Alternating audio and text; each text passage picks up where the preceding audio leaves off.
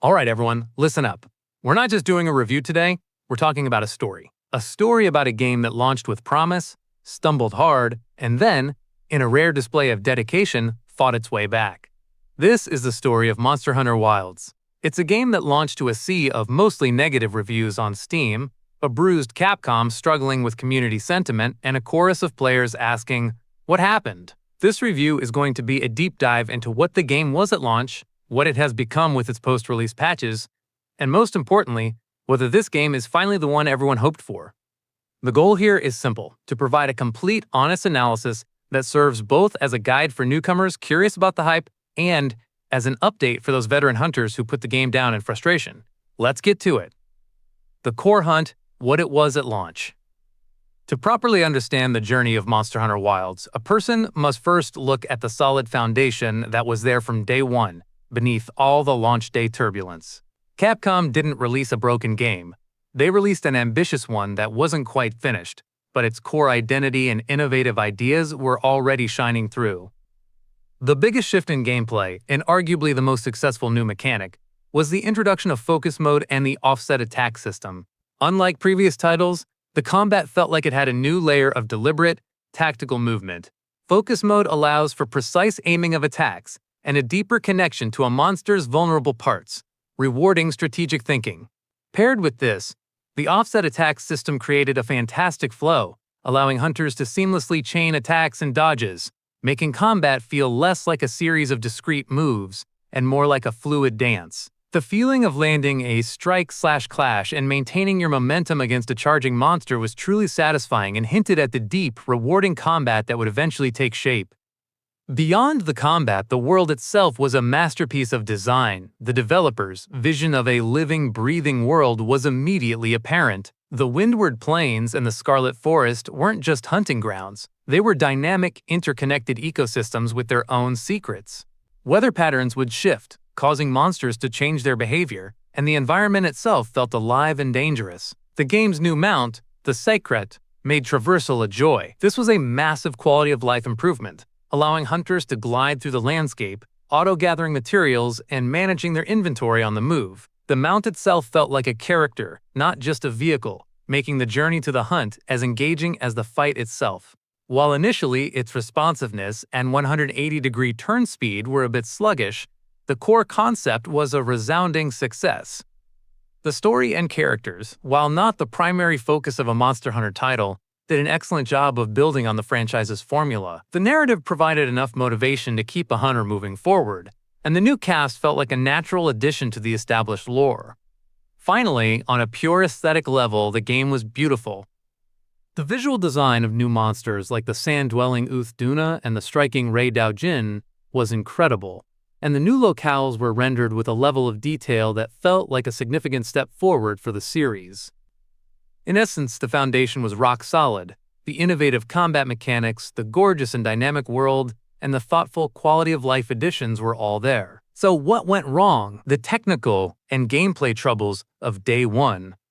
The enthusiasm for Monster Hunter Wilds quickly turned to frustration for many players, and the reason was a combination of frustrating technical issues and some questionable design choices that felt like a step backward for the series. This is where the game's initial mostly negative Steam reviews and the community's general feeling of a bruised Capcom came from.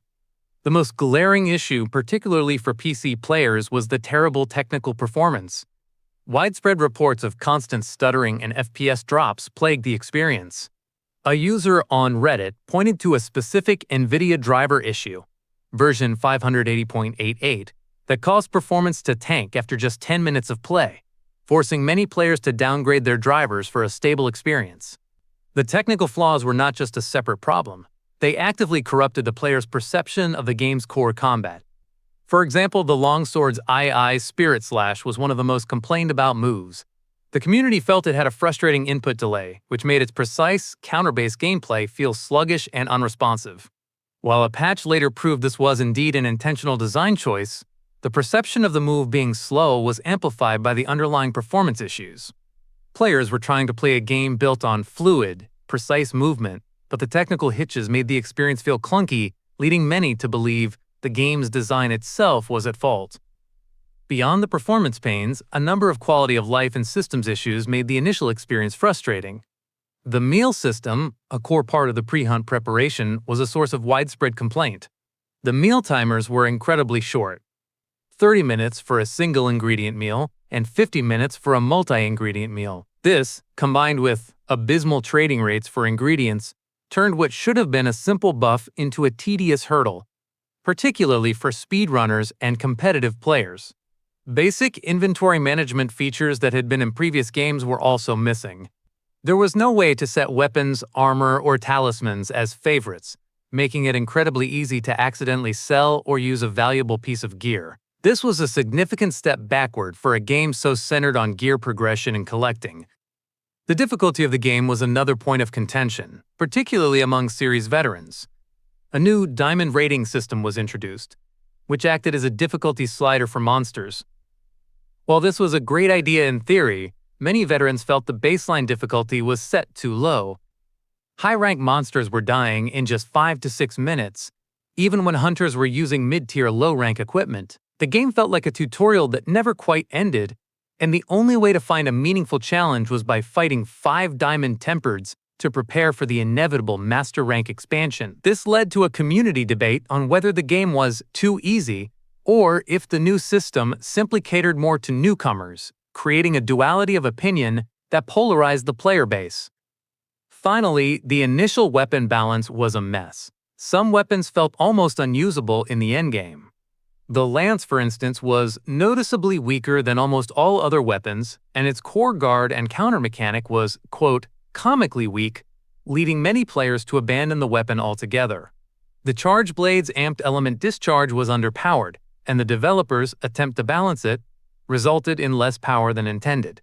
Even a top-tier weapon like the longsword was accidentally nerfed in one of the early hotfixes, much to the community's dismay. In short, the problems at launch were not just a few small bugs. They were a mix of foundational technical instability and baffling design decisions that tarnished the player's experience. The comeback, the post-patch re-review. This is where the story gets good. Instead of abandoning the game, Capcom listened. They addressed the core complaints with a series of patches that didn't just add new content.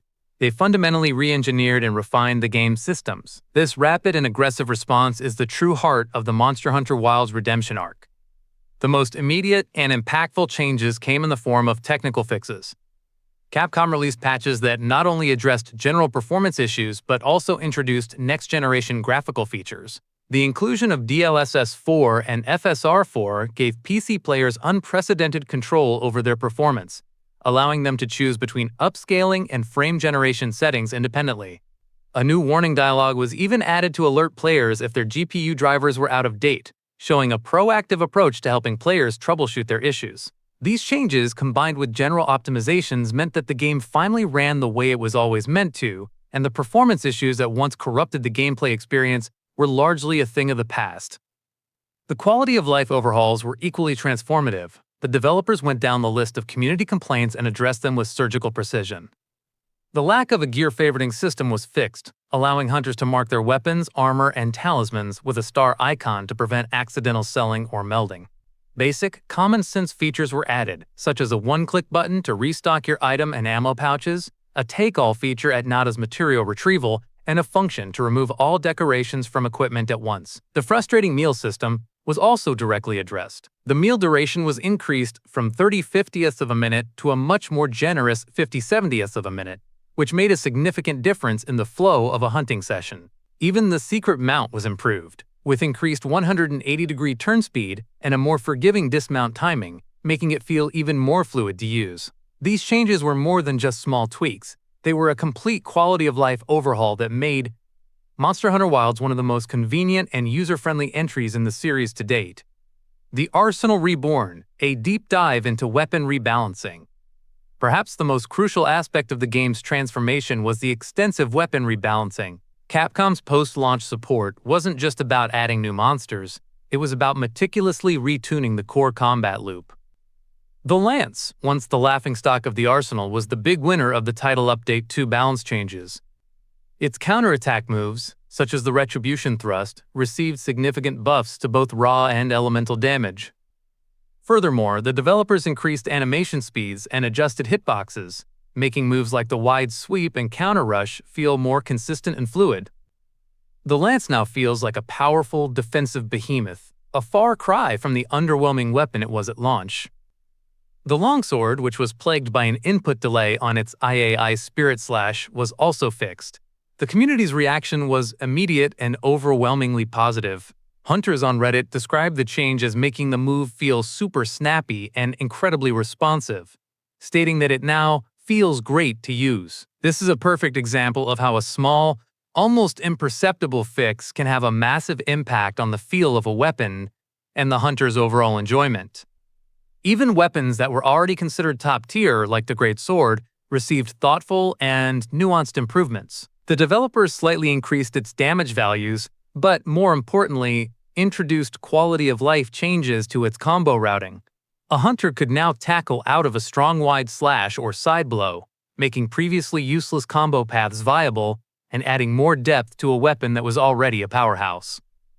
Beyond these three, almost every weapon in the game received some kind of buff or adjustment. The Charge Blade's enhanced file damage was fixed to be more impactful in Power Axe mode, the Sword and Shield's Guard Slash was buffed to encourage more counter slash usage, and the Bogans saw their Elemental and Pierce ammo power slightly increase to ensure a variety of weapon types were viable against future high-difficulty monsters. The evidence points to a clear and deliberate philosophy behind Capcom's post-launch support. The development team is not just adding new content, they are engaged in a deep, iterative process of rebalancing and QOL refinement. The simultaneous release of new monsters, technical fixes, and nuanced weapon tweaks demonstrates a commitment to treating Wilds as a long-term service title, one that will continuously evolve and improve. To visualize the scope of these changes, here is a summary of the most impactful quality of life and weapon adjustments. Key quality of life improvements. Favoriting system for weapons, armor, and talismans. One-click item and ammo pouch restock. Take all feature for Nada's material retrieval. Increased meal duration from 30/50ths of a minute to 50/70ths of a minute. Improved secret mount controls. Faster turning, better dismount timing. New PC graphics options, including DLSS 4 and FSR 4. Pre-patch versus post-patch weapon rebalance.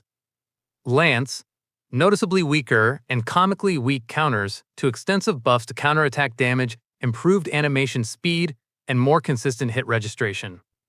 Longsword, frustrating input delay on III Spirit Slash to input delay fixed, making the move feel super snappy and responsive.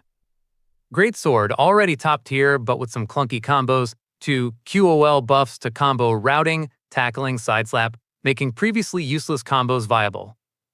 Charge Blade, underpowered amped element discharge to enhanced file damage increased, making Power Axe mode more powerful and viable.